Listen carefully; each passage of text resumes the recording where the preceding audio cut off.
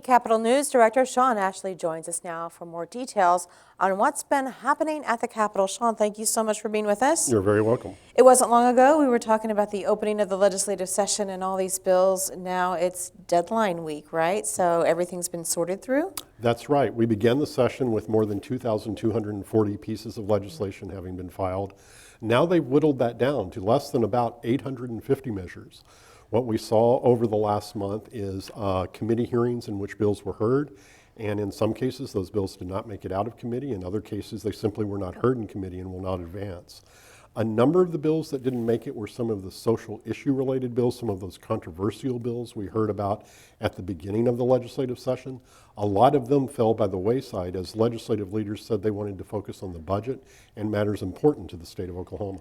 Speaking of the budget, I know a big issue there concerns teacher pay raises. How fares that in the legislature so far? Well, right now we have two bills that are making their way through the process. On the House side, Representative Michael Rogers' bill that would provide the 1, 2, 3 raise, 1,000 the first year, 2,000 the second year, and 3,000 the third, has advanced from the House Appropriations and Budget Committee and is waiting to be heard on the floor. On the Senate side, Senator Gary Stanislawski's bill, which just provides a general raise, really doesn't have specific numbers in it, has advanced and is ready to be heard on the Senate floor.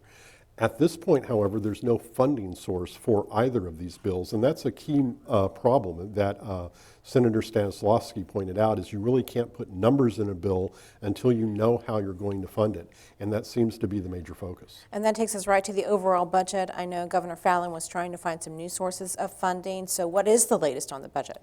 Well, a lot of the measures that would have increased funding for the state really didn't move, and some of them, in fact, haven't made their way into legislation yet. We may see those later on in the year. But for example, proposals to raise the gasoline tax were not heard and did not advance. What has advanced is the cigarette tax. It made it out of the House Appropriations and Budget Committee and is awaiting a hearing on the House floor, but that is yet to happen. It has 3 weeks until March 23rd for that to be heard. However, as we saw this week, the state's credit rating was downgraded.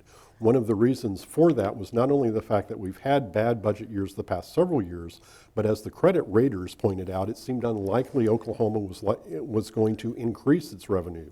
So they have a lot of work to do in order to win over members' votes to raise revenue in the by the end of the legislative session. All right, really good information. Sean Ashley with eCapitol, thank you for being with us. You're very welcome.